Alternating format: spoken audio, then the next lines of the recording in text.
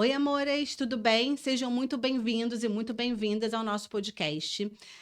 Vamos fazer hoje mais um episódio falando especificamente sobre saúde mental e um recorte muito forte na NR1, que é uma mudança que veio de legislação que tem causado dúvidas, confusões, normal, tudo que é novo é novo, né? E a gente aprende muito com o processo.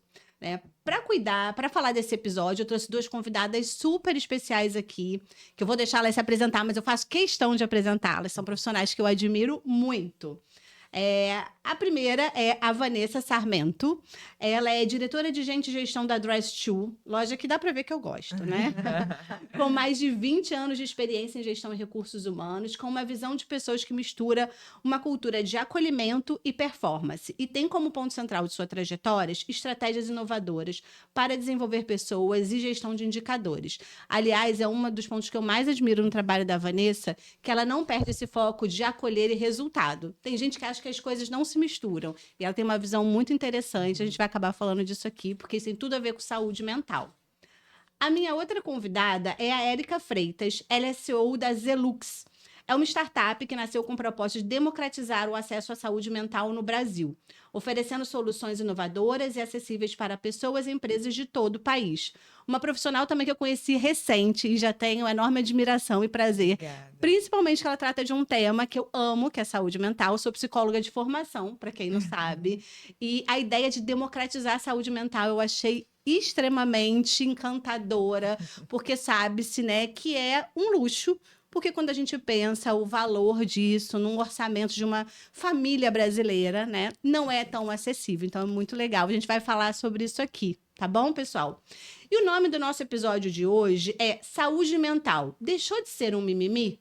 Como a gente faz aqui em todos os nossos episódios, a gente sempre faz uma provocação e vamos discutir aqui, provocar o tema, né? A gente acredita que o aprendizado vem da troca, da experiência, e isso gera conhecimento. Então é isso que a gente vai fazer aqui, vamos nos provocar aqui o tempo todo nesse sentido, tá bom?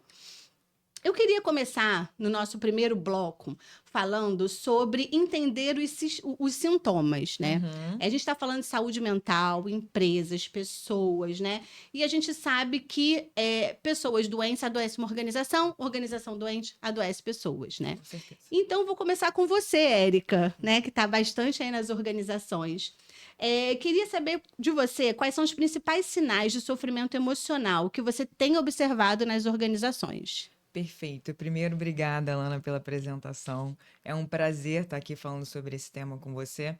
E para começar a falar sobre os sintomas dentro das organizações, eu acho que é muito importante a gente falar um pouquinho de estatística. A gente está falando do país mais ansioso do mundo, né? Fato, verdade. Então, quando a gente olha para isso e a gente vê, por exemplo, os últimos relatórios, até mesmo impressos pelo INSS, diz que em 2024, por exemplo, a gente teve um aumento de 68% nos afastamentos nas empresas por questões, enfim, relacionadas à saúde mental. Então, estou falando aí de um afastamento de mais de 470 mil pessoas, por exemplo, colaboradores, né?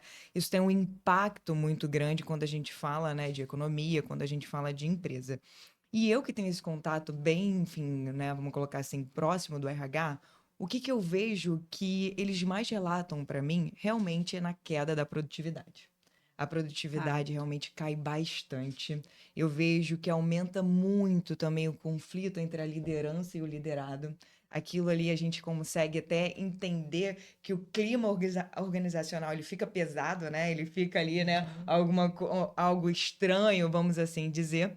Mas eu vejo que é exatamente isso. E quando você olha para os indicadores, né, você vê, por exemplo, um aumento ali no presenteísmo, você vê um aumento ali também, né? Não só nesses indicadores, vamos colocar assim, que a gente consegue De afastamento objetivo. afastamento objetivo, mas assim, não tô falando de absenteísmo, né? Que é aquela coisa que assim, realmente a pessoa já tem ali, né? Vamos colocar assim, uma licença Sim. para justificar para faltar. Tô falando realmente daquele colaborador, aquele. Eu até tem uma frase que eu adoro para explicar o presenteísmo, que a gente fala que o presenteísmo é quando emocionalmente o colaborador já foi embora, né? Ele tá aí, Exato. mas emocionalmente ele já foi embora. Então, esses são os principais indicadores, são os principais sintomas que eu consigo identificar e que realmente só com ações focadas ali em cultura, em saúde mental, a gente consegue realmente resolver. Legal, Vanessa, Vanessa já vai falar. Érica, você trouxe dados assim muito relevantes, né? Uhum. Eu fico pensando o impacto disso na economia, né? Infelizmente, as coisas nunca vêm de graça. Então, se o governo estabeleceu, eu costumo dizer assim, onde há fumaça, há fogo, né? Ou onde Sim. tem placa, tem história, né? Como diz o ditado da internet.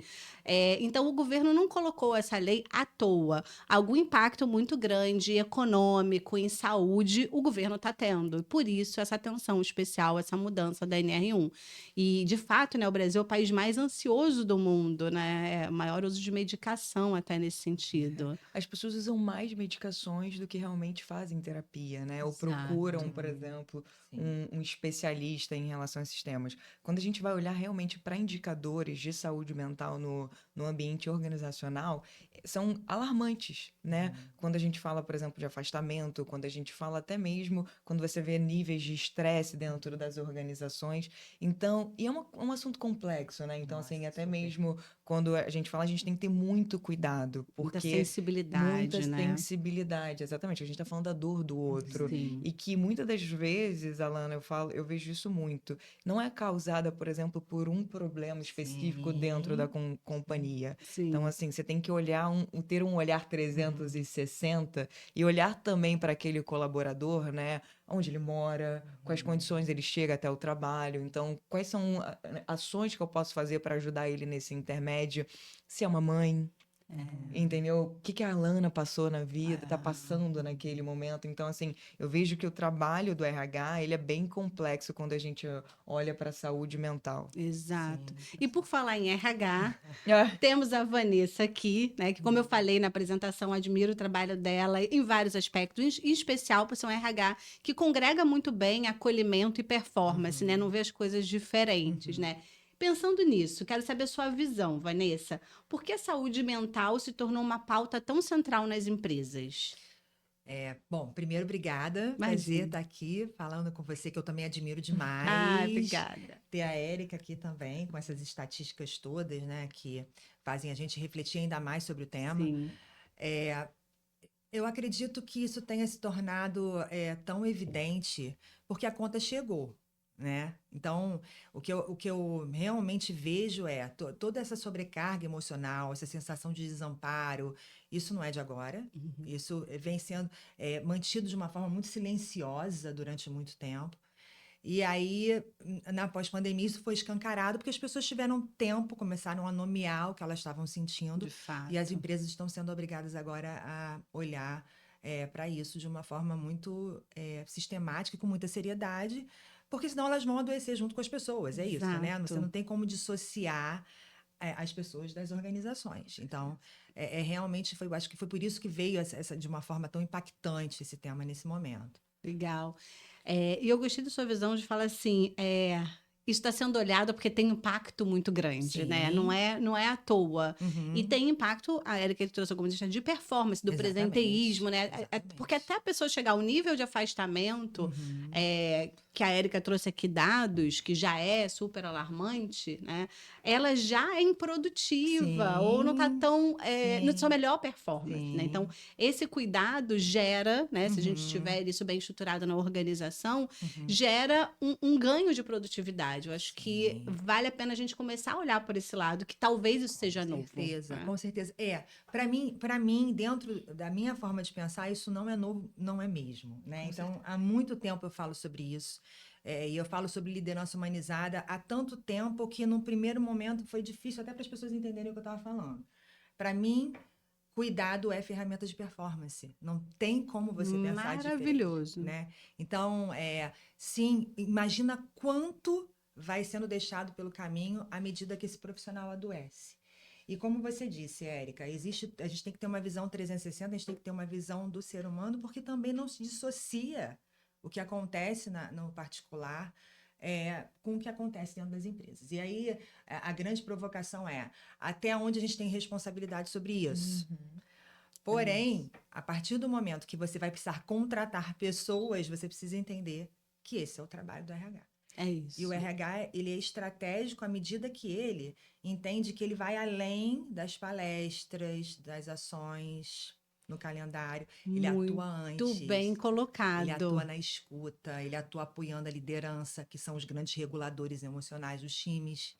Então, tem muita coisa aí nesse caldeirão, mas é uma baita oportunidade, né? É uma baita Pra oportunidade. gente falar de performance e de E saúde. de saúde. Você colocou um tema que eu ia provocar agora. Hum, Eu percebo, e aí se a Erika também contribuir, quiser contribuir, fica à vontade, que algumas organizações, ou até hoje, né, ou algumas ainda, tratam saúde mental como palestrinhas, como às vezes até mesmo para cumprir uma norma lá da CIPAT, né, que está Sim, regulada, tem que sim. fazer. E eu acho uma perda de oportunidades. E você falou muito sobre o quanto que ter essa visão prévia é cultural. Eu estou entendendo o que Sim. você está falando, disso está na cultura da Exatamente. empresa. Fala um pouco sobre isso e, Érica, também, se tiver alguma experiência, contribua, por favor. Pode deixar. A cultura é o palco onde tudo acontece. Então, não adianta você ter a palestrinha, como você disse, e um calendário lá para dizer que você tem, se você tem uma cultura em que o líder ele valoriza quem responde e-mail meia-noite. Ou o líder valoriza quem está Perfeito. trabalhando, mas está de férias. Então, isso tudo tem que ser levado para uma roda estratégica, sabe? Aonde a gente está querendo chegar, quem a gente é, o que a gente quer evitar. E o RH, ele tem que estar ali, ó, escutando o tempo todo. E isso é uma coisa que eu treino o meu time de RH para fazer o tempo todo, que é escutar. O meu RH é um RH que as pessoas gostam de entrar na empresa. E eu Que acho que legal. esse tem que ser o foco. A meta do RH tem que ser essa. Eu tenho que ser uma área onde as pessoas queiram dividir seus problemas comigo. Tanto profissionais quanto o que está ali dando nó, o que está entravando a performance. Antes dela adoecer, ela tem que ter desejo de dividir isso comigo.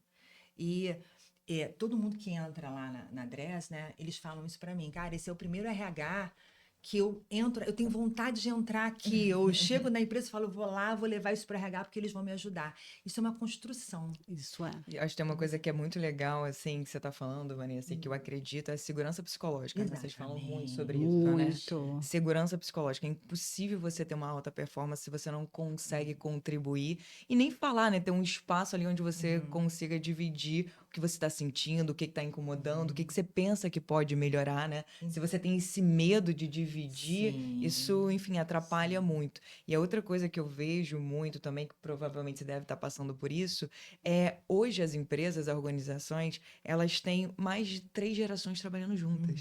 Uau, isso é. Como é que você Nunca alinha ouvi uma isso na história. cultura de saúde mental, onde, por exemplo, eu que admiro muito algumas empreendedoras que eram líderes na década de 90, que precisavam ter um posicionamento mais duro, mais forte, para ter o espaço delas ali, e agora ela está, por exemplo, lidando com uma geração, que é a Gen Z, que quer muito mais escuta, que quer muito mais Sim. espaço, que quer respeito na hora de, enfim, quando um líder vai passar uma demanda. Então, eu acho que também tem, vamos colocar assim, né, esses pontos que o RH tem esse desafio Tem. para conseguir adequar, né, e fazer essa cultura Sim. funcionar. As equipes multigeracionais, elas são um desafio para a gente, sim. Mas eu acredito de verdade que se você tem, como você falou, se você que é da área, que é a estratégia de gente da empresa, e isso precisa ser muito, no sentido de sair do operacional, da palestrinha, do recrutamento da seleção, pura e simplesmente, e ensinar para a liderança de que a gente que é a área de gente estratégica está fazendo aqui um espaço de segurança psicológica, você pode fazer também. Então, a cultura ela começa a ser desenhada e fomentada aí. Sim. E aí, quando você faz as suas palestras de saúde mental, que são super importantes, sim, isso está coerente. É isso. E a gente precisa disso. A cultura ela é forte quando ela é coerente.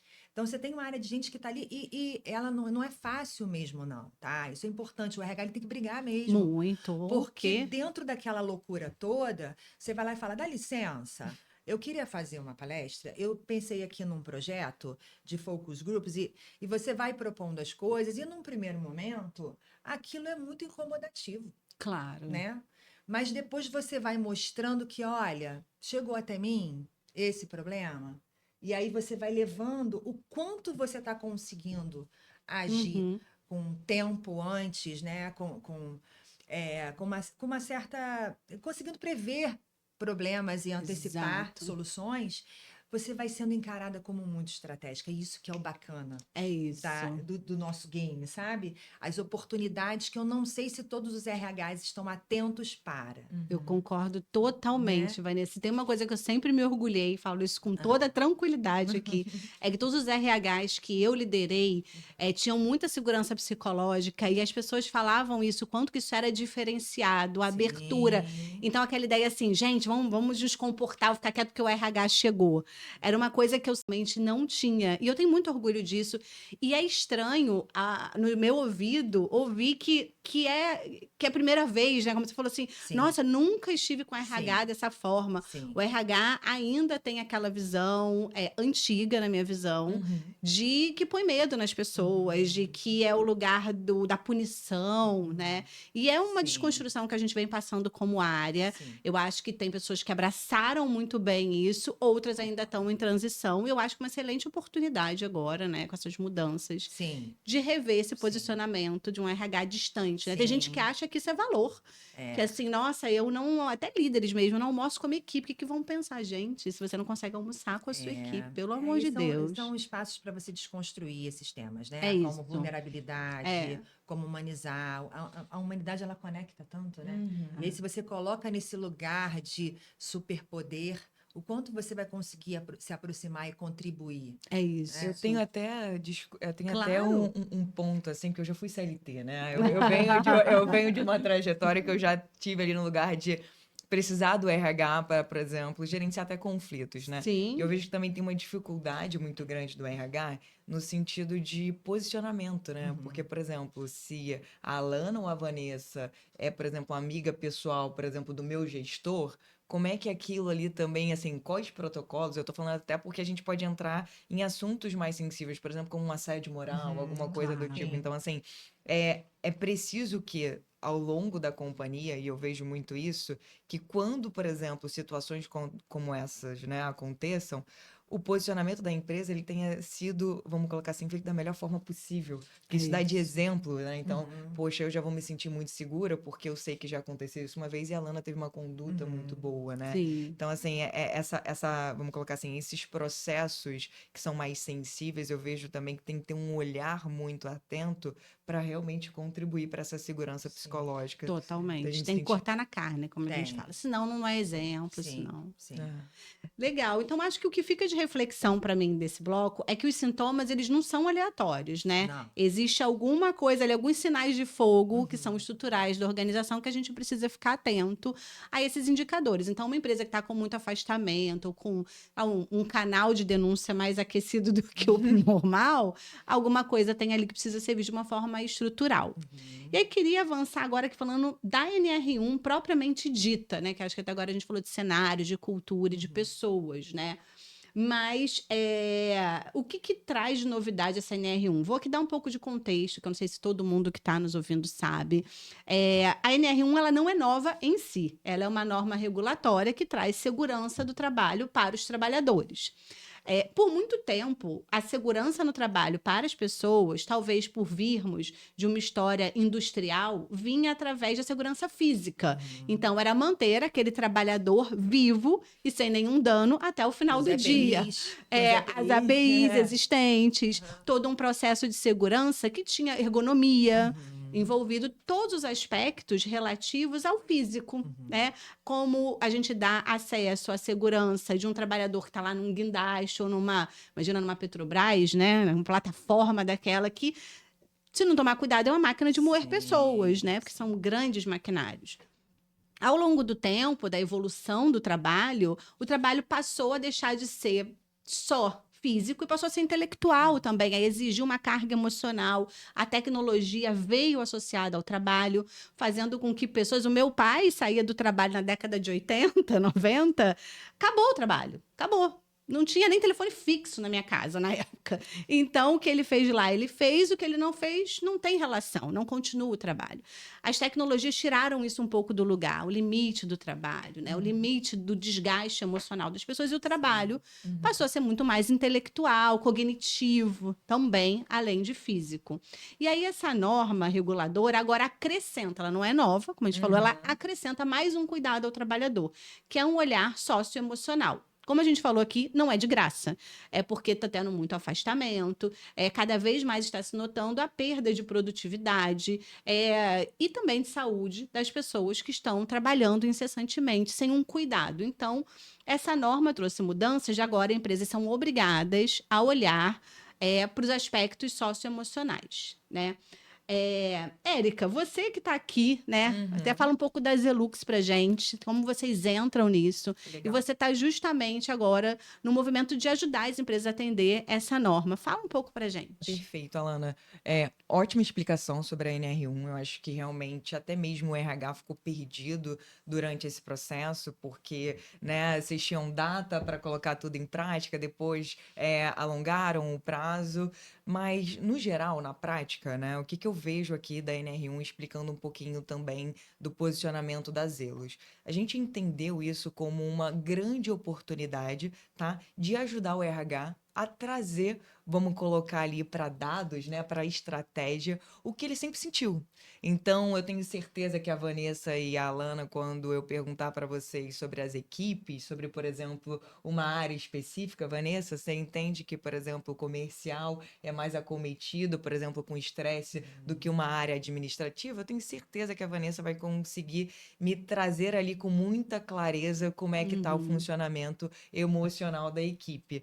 Mas que isso também não é muito estratégico, né? Porque quando ela precisa reportar isso, quando ela precisa pensar em ações, isso dificulta muito. Então, qual é o trabalho da Zelos? O trabalho da Zelos é facilitar a vida desse RH para ele conseguir aplicar um inventário de qualidade, trazer o diagnóstico e depois disso também oferecer suporte emocional para os colaboradores. Eu tenho uma visão de até muito apaixonada. A gente fala lá na Zelos que a psicologia ela tem uma dívida social, porque Concordo. durante muitos anos ela só foi ofertada para quem tinha muito dinheiro para pagar por ela. Só que quando a gente olha para o Brasil, né? Você fala aí, uma consulta, vamos colocar assim, até em conta ali, R$ 150, que seja. Quem tem meio salário mínimo para investir em saúde mental? Sim. Se 2 pessoas na sua casa, né, fazem terapia, é um salário mínimo. Isso aqui você exclui muita gente no Brasil. Então, não possibilita, por exemplo, que a gente cuide. Sabe daquela colaboradora que acordou 4h30 da manhã? Fez comida, Sim. cuidou dos filhos, pegou um transporte Mãe público. solo, normalmente, Mãe né? solo, mãe atípica, por exemplo, também. pegou transporte público, foi trabalhar. Quando ela chegou em casa já está escuro e ela precisa, né, voltar ali para toda aquela rotina. Então a Zelos ela vem com esse olhar. Então hoje a gente tem, além de todo esse inventário, uma plataforma ali que a gente traz também o diagnóstico, a gente também tem uma IA para suporte emocional no WhatsApp, buscando aí dar acessibilidade, trazer também todos os protocolos ali da terapia cognitiva comportamental. Então a gente ajuda nesse dia a dia desse colaborador. Então, fechando aí, vamos colocar assim, todo o caminho para a empresa oferecer para o colaborador realmente ali tudo que ele pode, né, em relação à saúde mental. Legal. Não, eu sou encantada pelo produto. Obrigada. E como psicóloga, queria, porque assim, conheci a Érica, a gente conversou bastante, trabalhamos juntas, estamos trabalhando ainda, né? Estamos. Porque a gente está evoluindo, o produto é sempre uma evolução. Mas uma coisa que me intrigou no começo, e eu vou pedir para você explicar melhor, é que questionário é usado. Que como psicóloga, a gente é super chato, né? Isso está adequado, isso está normalizado, isso passou por Legal. todos os testes, porque eu tenho visto um mix de relatórios, mas qual é o relatório que deve seguir? O que o Ministério, né, do Trabalho está aceitando? Fala um pouco sobre isso, você estudou bastante esse tema. Com certeza. Eu sempre falo que problemas complexos não têm soluções simples, né? E aí, o que eu vejo muito do mercado, que até bato um pouquinho em como foi passado isso pelo governo, que não foi tão claro, eles não colocaram um instrumento, por exemplo, é esse instrumento para todo mundo. Exato. O que a gente viu foi o instrumento do João, o instrumento da Maria. Só que isso também tem um risco, né? Quando você não aplica um instrumento que ele é validado, você corre o risco de fazer um diagnóstico errado. Sim. Exato. Que é Perigosíssimo. pior até do que não ter nenhum, É. né? Nesse sentido, eu gosto até de comparar com a medicina. Exatamente. Ter um né? diagnóstico errado, às vezes é pior do que não ter nenhum. Exato. né? Então a gente fez um caminho mesmo de olhar, por exemplo, em todos os arquivos, né, do governo, quais eram os instrumentos possíveis. Hoje o nosso instrumento tem 35 perguntas, já traduzidas para o português, né, validado. Todas as nossas perguntas são linkadas com o E-Social, o que já facilita, por exemplo, o RH incluir, né, como a Alana disse, que no final do dia o RH ele vai precisar reportar isso lá no PGR dele. Então, a gente teve todo esse cuidado para dar essa segurança, né? Para quando a gente sentar à mesa, a gente conseguir olhar realmente para o que está acontecendo. E também, óbvio, né? Quando você trabalha com as coisas certas, você vende isso melhor, você vê acontecendo. E o nosso objetivo é ajudar a ponta. Então, Ah, tem que ser legal. feito da forma correta. Exatamente, eu gostei disso e isso a gente conversou bastante, né, Érica? Porque Muito.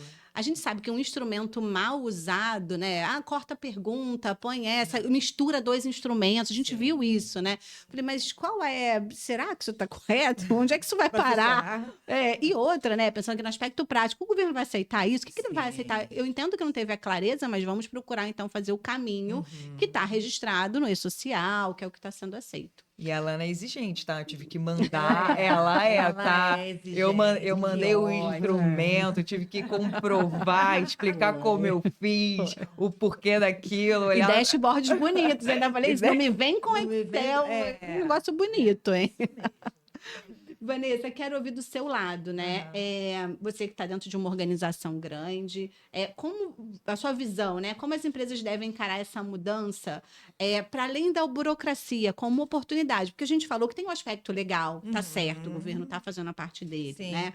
Como a gente falou, os relatórios têm que estar aderentes para o PGR. Isso é importante, mas e para além disso, né? Qual a sua visão de como usar isso como uma oportunidade para trabalhar dentro das empresas? Bom, eu já disse que eu encaro cuidado como ferramenta de performance. De fato. Então, para mim, é uma super oportunidade. Toda vez que você é provocado a refletir mais, a se aprofundar mais, e você tem a possibilidade de transformar a sua empresa em mais humana, mais saudável e, consequentemente, mais performática, mais produtiva, eu só consigo encarar isso como oportunidade. Oportunidade. Mas eu acho que o grande pulo aí do gato, né, é a gente realmente fazer de uma forma estruturada. Diagnóstico não é fim, é meio.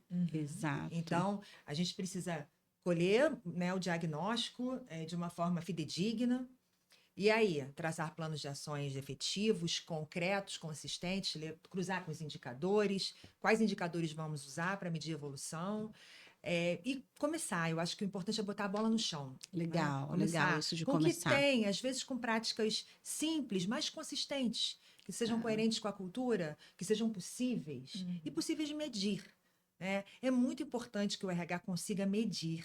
Medir é importantíssimo. Porque é isso que vai fazer com que a gente consiga trazer Mudar o jogo. isso Mudar o jogo. e consiga comunicar valor. Exato. Senão a gente fica nisso. Exato. Palestrinha, um brindezinho do Dia dos Pais, do Dia das Mães. E a gente pode tanto mais. Exato. Eu adorei essa frase. A gente pode muito mais. E tem uma provocação que eu quero fazer. Eu falei que a gente ia se provocar aqui. Você não acha que um possível, né, entrave, dificultador desse processo é lidar com os egos? A gente sabe que organizações têm egos, né, áreas. Como você vê que o RH pode ajudar nesse processo? Mas, de novo, é uma construção. E os líderes são os principais reguladores do emocional da equipe. Então, a gente precisa treinar a liderança. Essa frase é perfeita. Em segurança psicológica, em escutativa, em vulnerabilidade, em acolhimento. Mas, a partir do momento que você consegue mostrar para a liderança que é ferramenta de performance, que a conta está chegando, que um cuidar bem da equipe pode mudar um resultado, eu acho que você consegue trazer liderança para o game. Então, Legal. A liderança não quer perder, com Não, certeza, né? Mexeu com o ego, ó, reverteu o ego. Como é que a gente coloca o ego no jogo favor? do ego, é isso aí. É isso aí. Sabendo que todos temos mesmo. Como a gente joga isso? Em alguma medida, né? Não dá para ele ser a grande bússola, né? Mas também a ausência a gente não vai conseguir trabalhar com. Não tem.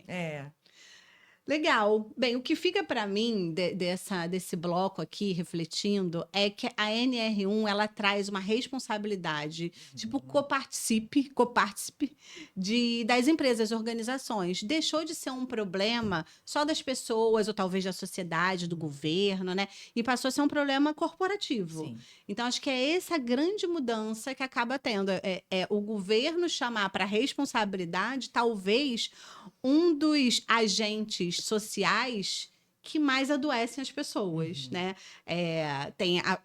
Olhando aqui do ponto de vista psicológico, existem agentes mais fortes de impacto. A família é o primeiro lugar, né? É um agente social que muda a vida das pessoas, que pode adoecer, pode trazer Sim. saúde. E a organização é outra, né? Querendo ou não, a gente fala muito, a gente passa muito tempo no trabalho, né? Convivendo com aquelas pessoas. Então, é um ponto de atenção.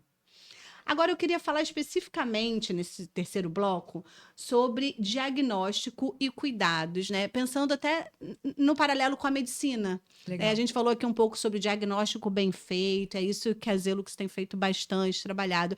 Eu acho que os RHs mais preocupados em sair do palestrinha aí para a eficiência também têm se debruçado sobre isso. E para você, Érica, que está com bastante experiência trabalhando sobre esse tema, o que significa fazer um bom diagnóstico organizacional em saúde mental? Eu vou separar essa resposta em 2 blocos, né? O primeiro, com certeza, a gente já falou que é realmente buscar um bom inventário para ser aplicado nos colaboradores. E o segundo também é como você apresenta esse diagnóstico, né? A Vanessa, ela foi muito coerente, assim, fico muito feliz de ouvir um RH tão bem estruturado e tão alinhado também com o que o colaborador espera. O colaborador, ele espera tudo isso. Sim. Então, assim, e ele precisa, né, do RH, muitas das vezes, com essa voz ativa, com esse posicionamento dentro ali das decisões. O RH, ele já ficou fora das decisões durante muitos anos. Então, assim, quando a Vanessa vem com todo esse posicionamento e senta à mesa, ela tá defendendo o direito ali do colaborador. Isso tem muito impacto. Totalmente. Então, o que eu vejo também, que aí entra a parte do diagnóstico, né, e que o inventário ele precisa ali contribuir, é o seguinte: eu preciso também falar para Vanessa, por exemplo, para o RH, quais são os fatores críticos. Então, não é só falar, por exemplo, ó, a empresa no geral tem um fator crítico bom, mas assim, quais são os fatores?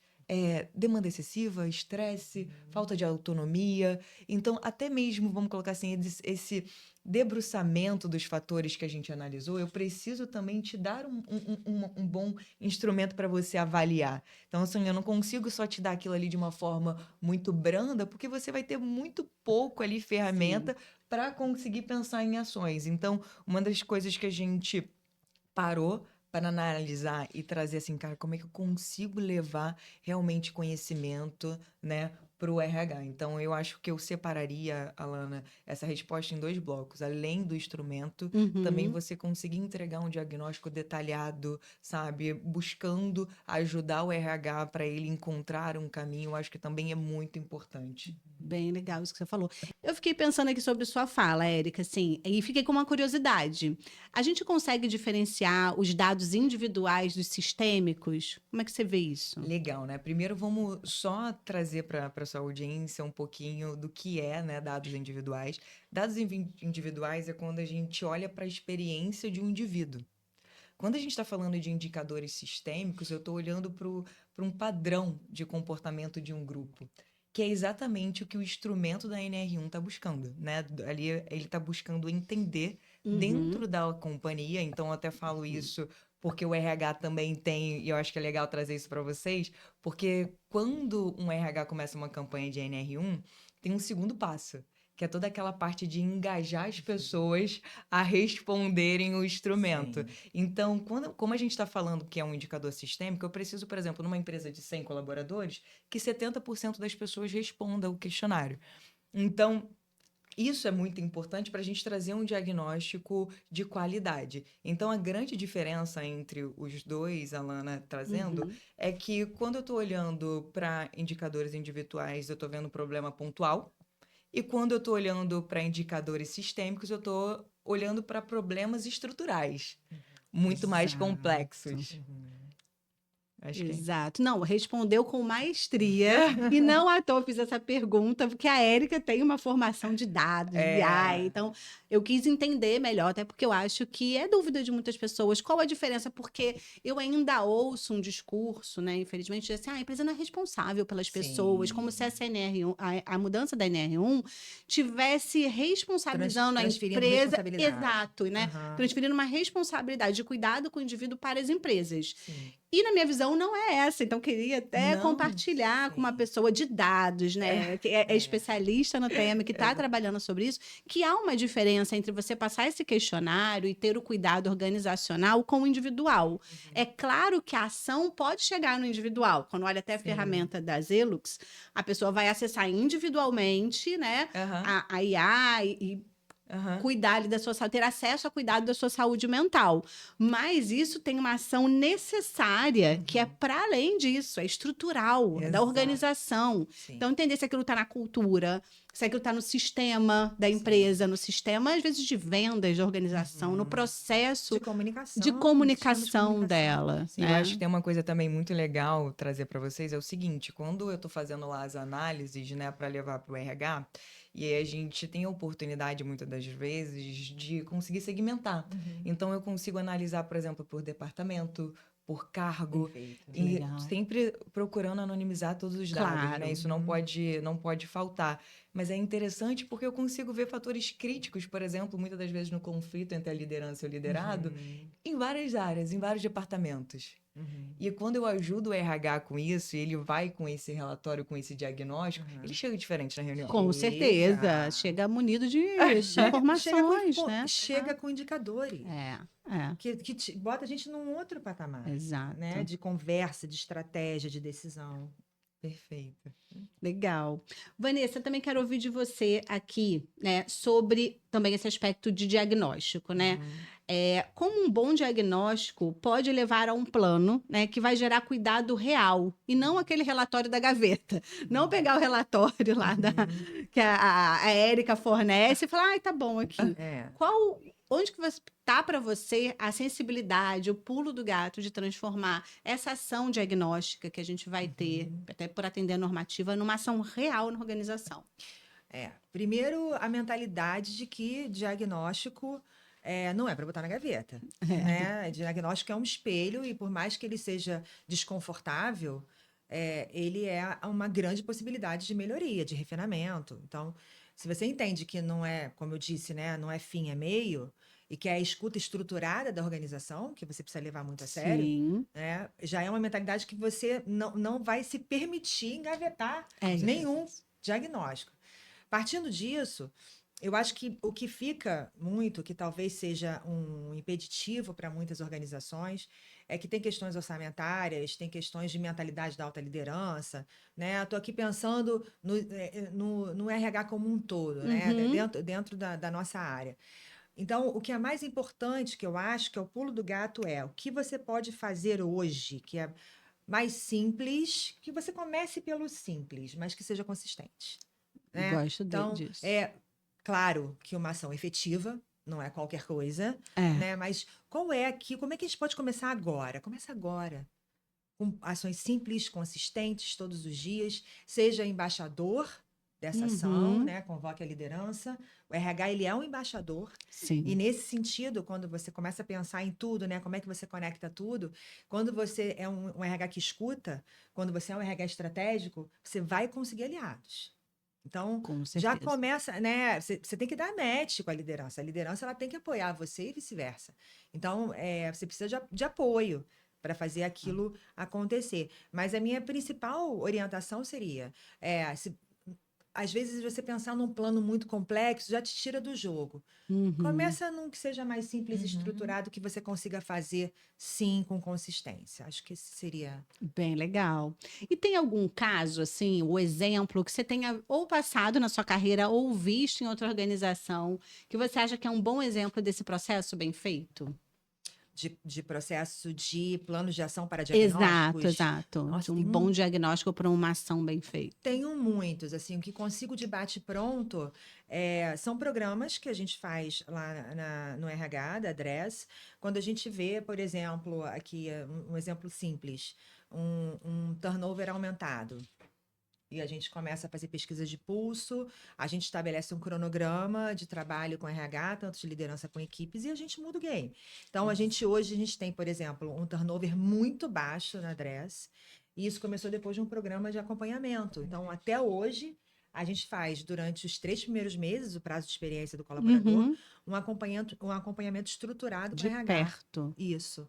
Então, a gente faz entrevista, a gente tem contato telefônico, tem entrevista, a gente chama o líder.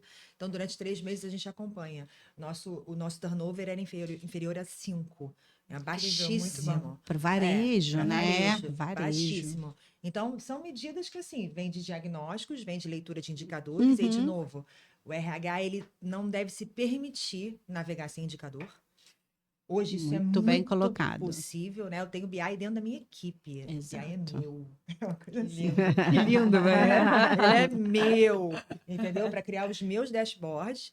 E antigamente isso era bem intangível para a gente lá atrás.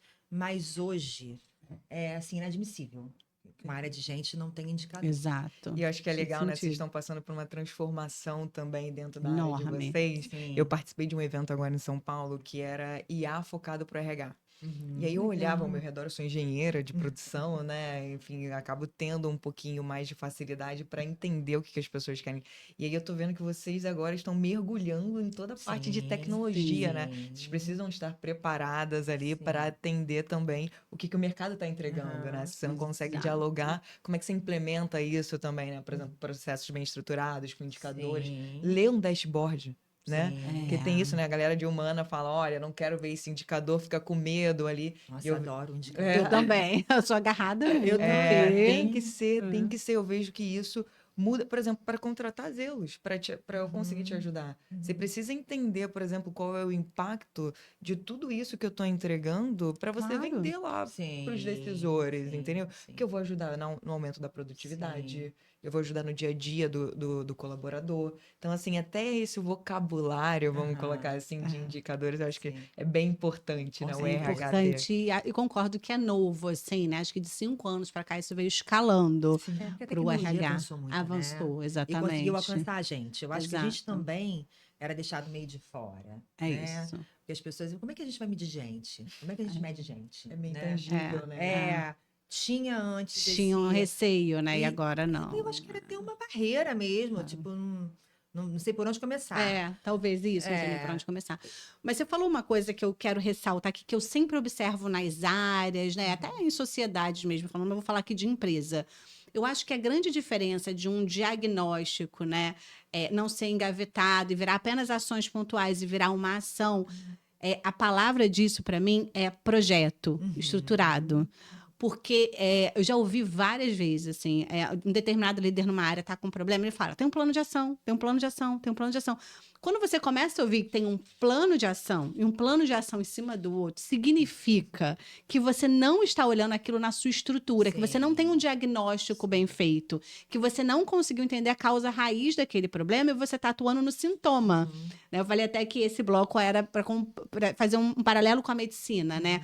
A medicina, ela não trata o sintoma vai dizer para ela onde que ela tem que investigar, qual o caminho investigativo que ela vai tomar, né, como medicina, como ciência. E a mesma coisa nas organizações. Às vezes um turnover alto, ele é um sintoma. Então não adianta você ficar fazendo ações, vou diminuir esse turnover. Eu já vi até gente falar assim, vou aumentar salário, ou vou proibir em determinada época demissão. Tá? Pode até ser isso, mas com um diagnóstico. Exatamente. Com um diagnóstico bem feito. Então, que eu acho que o segredo de qualquer coisa numa organização, numa sociedade, gerar resultados, transformar alguma coisa, é sair do plano de ação e ir para um projeto. Então, o que significa um projeto? Você tem um diagnóstico, uma análise, entendeu a causa raiz, e aí você tem ações propositivas que vão ser medidas e você vai acompanhar isso ao longo da jornada daquele projeto, né?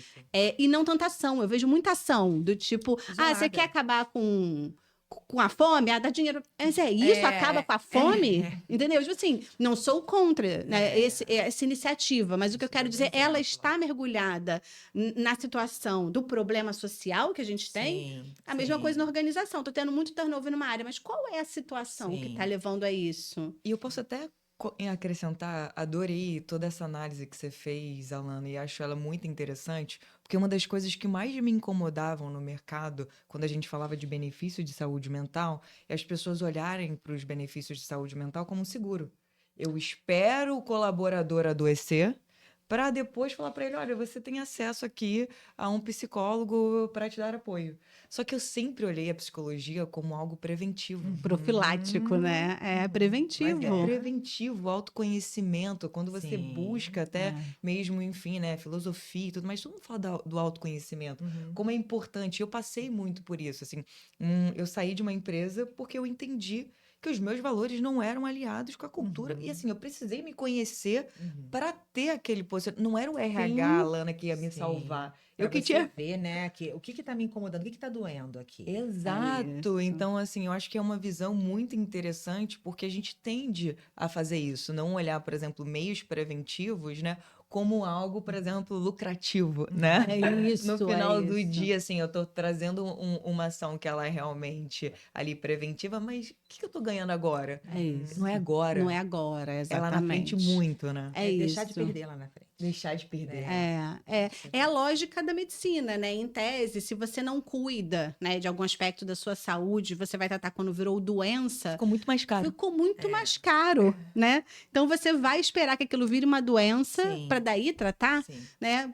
É a mesma lógica. Então, acho que as organizações estão mudando essa visão. A lei está forçando essa mudança de visão, de ver, vamos olhar isso aqui de forma profilática, de forma preventiva. Sim. E aí sim a pessoa não se afasta. Até porque um afastado vai voltar cheio de questões de você ter que trazer aquela pessoa para o Readaptar. jogo, de readaptar, de Sim. readaptação. Obrigada, essa é a palavra que eu queria. Você vai ter que readaptar. Então, difícil, assim, né? é difícil para o indivíduo, é difícil para a Pra todo organização, para o mundo. líder, porque não trabalhar de forma preventiva. E Perfeito. eu tenho uma coisa que, assim, eu vejo muito também, Alana, que as pessoas ficam com vergonha, né? Muita. Ainda é meio É, assim, sensível falar, tem uma coisa da né? fraqueza ali, né? E uma das coisas que eu me preocupo muito é também que o meu produto ele seja educativo. Que a gente consiga, por Perfeito. exemplo, não diminuir a dor do outro quando a gente tá falando, assim. muito Você foi legal. afastado, mas assim, quando você voltar, tá todo mundo aqui. Sim. Sabe? Tá todo mundo aqui para te ajudar, para te acolher nesse retorno, É né? importante. E aí as pessoas olham, eu vejo muito isso quando eu faço palestra, às vezes eu pergunto assim, quem aqui faz terapia? E aí às vezes eu vejo umas mãozinhas que não Meio levantam, tímido. é meio tímido, e aí eu vou tomar um café e vejo assim, não, então eu faço terapia. E ela me salva. Exato, então assim, é realmente a psicologia, ela foi muito marginalizada ao longo do Sim. tempo, né? A gente usa muito mal, por exemplo, os conceitos de saúde mental, né? Verdade. Mulher bipolar, toda assim, né? A pessoa fala, fez alguma É. coisa, você bipolar, então assim, a gente nem sabe o que é, né? São Então, assim, jargões pejorativos da sociedade, né? A pejorativos, mulher histérica. histérica, né? então assim, a gente Nossa. tem que tomar muito cuidado, realmente, Sim. é bem complexo. Sim, Exato. é verdade. E isso traz ao nosso bloco 4, que tem uma visão interessante desse aspecto que a gente veio falando, que vai falar de regeneração, né? A gente falou aqui o quanto que você acabar indo por um caminho de falta de prevenção, não ser profilático, como a medicina, né, fala, não se antecipar aos problemas, isso leva a danos, né? E você tem que pensar nessa regeneração. Érica, você que está lá na frente das organizações, né? Que ações você percebe que têm se mostrado eficazes em ambientes corporativos para regenerar a saúde mental dos times? Aí a gente está falando de times que já são doentes, porque existe a lei, como eu falei, Claro. se tem placa, tem história. Então, assim, isso. se o governo está falando que tem que fazer, é porque tem história. Não temos ambientes doentes. O que você tem visto de ações? Então, Alana, assim, não é simples, tá? E eu acho que você conseguiu no último bloco fechar trazendo uma ideia que ações pontuais pontuais, muitas das vezes não são efetivas. Sim. Mas eu entendo também que, às vezes, o RH, ele fica ali numa posição de ser o salvador, né? Então, assim, as pessoas batem ali na porta dele, trazendo aquele problema latente. Se você é empático, você não consegue afastar aquilo, né?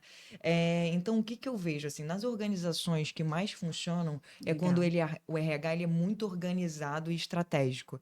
É quando ele olha, por exemplo, para o mercado e entende o que que ele consegue, por exemplo, trazer para dentro da companhia para ajudar ele em toda a cadeia de cuidado. Seja no cuidado na hora de contratar, seja no cuidado na hora de oferecer um produto de saúde mental que tem, por exemplo, aderência ali vamos colocar assim, a vida daquele colaborador. Porque o que eu tô falando para você, dos movimentos que nós fizemos, e até porque a gente levou o nosso produto para o WhatsApp, eu tinha um aplicativo. Só que assim, tem muita gente no Brasil, por exemplo, que não tem um celular de qualidade para baixar um aplicativo. Verdade. Quantas pessoas eu excluo? Verdade. Então, se eu sou uma empresa, por exemplo, uma fábrica de logística, que a maioria do meu público, né, não tem, por exemplo, um celular de qualidade, posso, por exemplo, contratar um benefício que não seja aderente ao meu público. Exato. Ou até mesmo falando de gerações. Tem gerações que estão no mercado, porque eu já tive essas situações recentes até, que não sabem lidar com o aplicativo, com o celular. Existe uma questão Exato. geracional também, além de social. como você tá Exato. falando. Então, assim, quando você contratou, por exemplo, o benefício, você testou? Você viu se era bom, se era de qualidade, se tá dando resultado? Então, assim, eu acho que tem um olhar, Alana, o que eu vejo, assim, que as empresas mais têm sucesso é quando realmente ela olha para o diagnóstico, para mais de uma ação em conjunto, vamos colocar assim, orquestrada, para funcionar e que ela consiga entender também, por exemplo, que eu estava nesse lugar e eu quero chegar Com propósito, com intencionalidade, propósito né? naquele. Então, assim, eu quero que, por exemplo, no mínimo ali, enfim, 80% dos meus colaboradores estejam, por exemplo, saudáveis, emocionalmente falando.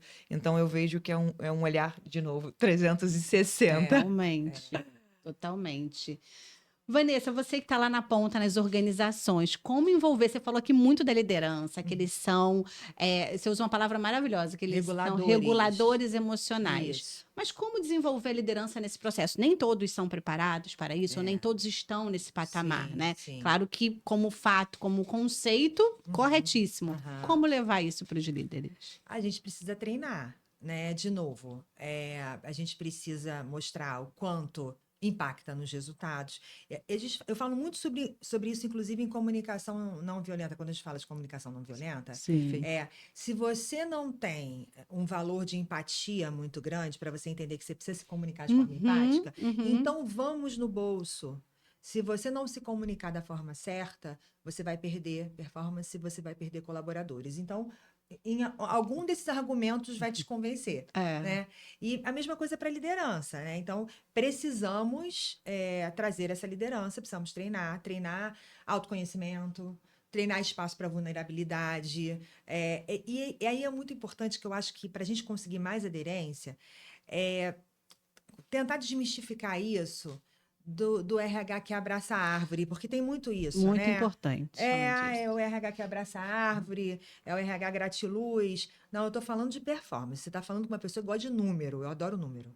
Então, a gente vai sim, isso tá alinhado ao meu propósito, é um propósito nobre, eu sou uma pessoa extremamente empática, então isso conversa com o meu coração, mas também não acredito que haja outro caminho para trazer resultado para uma empresa. Concordo. No fim do dia, são as pessoas que encantam os clientes, são as pessoas que vendem os produtos, são as pessoas que alcançam os resultados. E a gente precisa cuidar das pessoas. Então, não vejo outro caminho a não ser treinando a liderança, trazendo essa liderança para esse palco e principalmente falando muito sobre autoconhecimento. A gente precisa se conhecer. Eu faço terapia há mais de 17 anos. Eu adoro falar isso para as pessoas, não tenho a menor vergonha. E eu sugiro que todos façam, porque você consegue, a partir daí, conhecer quando você está desregulado, conhecer a sua sombra, conhecer a melhor forma de se comunicar e conhecer um pouco do outro também, né? Importantíssimo.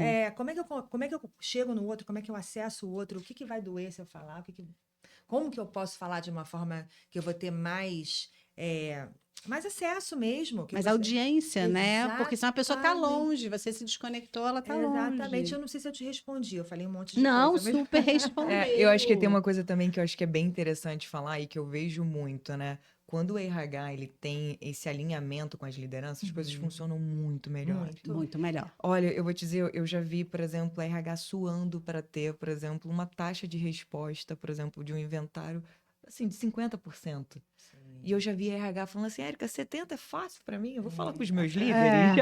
É Eu vou isso. falar com os meus líderes, É. eles vão, enfim, me ajudar com. Então, assim, eu vejo que esse papel também da liderança, do RH conseguir trazer a liderança para perto, porque assim, quando a gente vai olhar também, né, você vai ver ali que, por exemplo, o instrumento, ele traz ali bem claro, sabe? Falta de autonomia, conflitos na liderança. Então, assim, tem pontos que são focados neles. Sim. Então, assim, eles precisam entender que aquilo ali é Sim. importante para eles também. Então, assim, Sim, quando o sim. RH consegue levar isso para eles, eu vejo que é muito interessante para todo E mundo. nesse sentido, acho que fica oportuno também a gente falar, né, a famosa frase do Peter Drucker, a cultura come a estratégia no café da manhã. Totalmente. Se você tem uma cultura que beneficia um líder tóxico, né, a sua estratégia vai ficar prejudicada. É. Então, tem que ser uma cultura que expurgue o que é tóxico, né? E aí, de novo, né? Não estou dizendo não que você não vai cobrar, porque aí começa toda aquela confusão. Aquela A gente vai confusão ser mental. paternalista, a pessoa vai fazer o que quiser, a pessoa não vai entregar e vai continuar. Não, nada disso. Ninguém está na escola, tá todo mundo no trabalho. Aí. A pessoa precisa entregar performance, a pessoa sim precisa ajudar a empresa a atingir resultados. Não, ela não pode fazer o que ela quer, não, ela tem que seguir normas. Uhum. E sim, ela vai ser cobrada, sim, ela Sim, terá faz conversas parte, é a vida. difíceis, tá? Essa é a vida acontecendo, vida a vida acontece acontecendo. assim, não tem morango em lugar nenhum. É isso, né? é. Mas tudo isso de uma forma que não pode ferir. Eu falo muito isso para os meus líderes. Você pode tudo no tom certo, você só não pode ferir. A gente não pode, a gente não tem esse direito. Então, a gente Certíssimo. pode cobrar, a gente pode ser dura no tom certo e dentro dos limites aceitáveis para a saúde humana. É isso, é Né? isso. As Incrível, pessoas Vanessa. confundem, né? E tem técnica, tem ciência por Poxa, trás disso. é tão As pessoas possível. acham que cobrar o outro é machucar, Sim. é ferir, é bater. Sim. Talvez uma questão cultural, né? E que no Sim. passado isso foi visto Sim. como associado ali. Agressividade Não é, com né? força, É uma isso. confusão que as pessoas fazem. É uma né? confusão, agressividade com força. E a força está em outro lugar, né? Nossa, em Quem outra. descobre Tá no isso muda o equilíbrio. mundo. Exatamente. Tem nada mais difícil do que o equilíbrio. É. Não, quando você encontra uma pessoa que ela é inteligente emocionalmente, da terra, Nossa. que ela Tem um tesão consiga- interno, Uma né? admiração. Exato, né? Exatamente. As pessoas admiram muito quem é equilibrado, quem é inteligente. Sim. E quando você fala da adesão, por exemplo, eu tenho uma adesão muito grande com as minhas lideranças, isso é uma construção minha de muito tempo, mas esse também é um indicador para os RHs. Se ele está conseguindo uma baixa adesão para as pesquisas que ele precisa, Totalmente. ele precisa se olhar. Isso é um O que tá sintoma. acontecendo? Exatamente. É um sintoma, vamos Por olhar. que os meus líderes não estão sendo meus embaixadores? Eles não estão promovendo as ações que eu preciso? Tem um ponto nisso também que eu vejo também que um dos resultados colocou o diagnóstico na gaveta. Isso. Então, assim, você foi lá, poxa, eu como colaborador, me disponibilizei a responder, a ser sincero e tudo mais. Eu fico na expectativa. Fizeram com isso. Eu fico na expectativa de melhorar, eu fico ali, Sim. né, cobrando aquilo. E quando o RH não tem força para levar aquilo ali para frente, ele não foi estratégico, ele não soube vender aquele diagnóstico como algo muito importante, a segunda, terceira vez que você fizer, você vai diminuir sua adesão. Exatamente. Sim, Exatamente. Esse é um ponto bem importante. Totalmente. Érica, você que está lá na ponta, você que é a mulher dos números aqui, né? Queria que você falasse um pouco o que você percebe como erros mais comuns após o diagnóstico. Então, você facilitou, deu acesso ao diagnóstico. O que acontece que é um erro que você vê comum? Eu tenho 2 pontos que eu fico sempre muito atenta e sinalizo para o RH. O primeiro é ele não passar esse diagnóstico para a liderança de uma forma vaga. Por exemplo, o seu resultado foi esse, né? Porque muitas das vezes, eu vejo muito isso quando o RH traz para gente, que é assim, O líder nem esperava isso. Ele Verdade. nem esperava uma nota ruim, por exemplo, em falta de autonomia na equipe dele, entendeu? Um Foi risco surpresa. Ficou um surpresa. risco psicossocial em relação a isso. Então, assim, eu vejo que tem que ter também um cuidado na hora de passar esse diagnóstico, mostrar ali para o líder tudo que foi avaliado, tudo que foi realmente visto. E qual foi o resultado daquilo? Também tem coisas boas, tem coisas ruins, então mostrar isso no todo, não de uma forma vaga. E, com certeza, é não fazer nada com esse diagnóstico. Assim, acho que vocês falaram isso algumas vezes.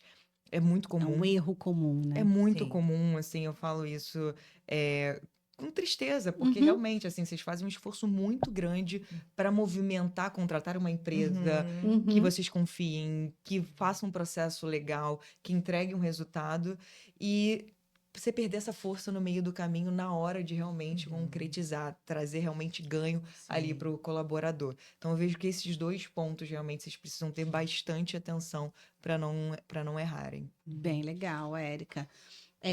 O que fica para mim, eu até escrevi isso para poder colocar isso claramente nessa discussão, é que a gente começa, a gente já está terminando aqui, né, com o nosso título do episódio, é saúde mental, deixou de ser mimimi, né?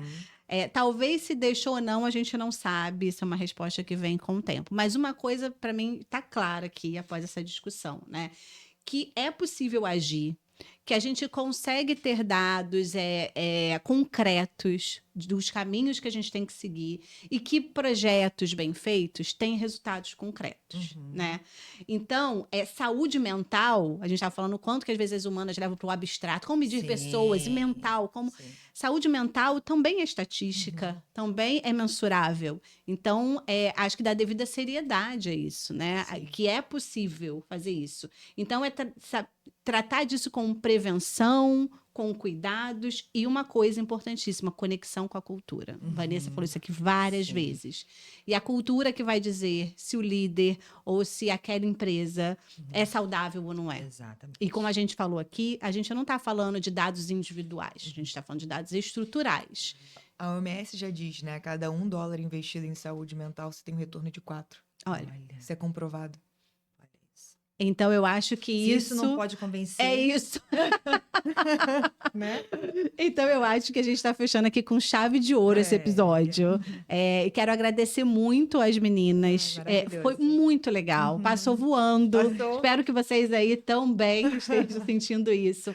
Mas eu vou me despedir, vou dar o espaço para as meninas se despedirem também. Mas, amores, muito obrigada por esse episódio, por estarem aqui com a gente. Se você ficou até aqui ao final, segue a Amora, segue a gente. Tem a Zelux aqui, que é nossa parceira. Se tiver dúvida, pode entrar em contato. Vou deixar os contatos da Érica e da Zelux aqui no final do episódio. E muito obrigada por estarem aqui com a gente. Tá bom? Até a próxima. Vanessa, se despede do nosso Muito público. obrigada, foi um prazer, assim, uma discussão incrível. Eu também me surpreendi quando você falou que estava acabando. Tão leve que passou. Obrigada pelo espaço, por trazer esse tema tão importante, tão urgente. Né? Obrigada, Érica. Assim, adorei as explicações, adorei os dados, enfim. Muito obrigada. Imagina, Érica. Muito obrigada. Você chama eles de amores? Porque é Amora. Amores. Pela disponibilidade também, Alana, eu acho que é um espaço muito enriquecedor. A gente fala de 2 áreas que se complementam, que é a área de dados com a área realmente ali de suporte emocional com o RH. É incrível para mim, tá? Dividir esse espaço com vocês, que já admiro. Obrigada. Foi ótimo, Vanessa, te escutar, ver que realmente você está muito preparada para estar à frente de um RH tão complexo que é o varejo, né? A área do varejo. A Alana já conheço, já sei do incrível trabalho. Muito obrigada. Muito obrigada. Gente, então é muito conhecimento, é o nosso compromisso aqui da Amora com toda a nossa audiência. Obrigada. Tchau, tchau. Até a próxima.